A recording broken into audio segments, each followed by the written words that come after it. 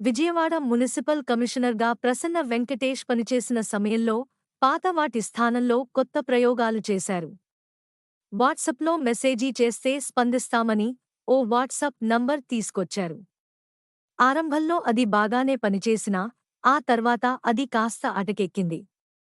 ప్రసన్న వెంకటేష్ తర్వాత కమిషనర్గా వచ్చిన స్వప్నిల్ దినకర్ ఫిర్యాదులు, పరిష్కారాలన్నీ వృధా అనుకున్నారు.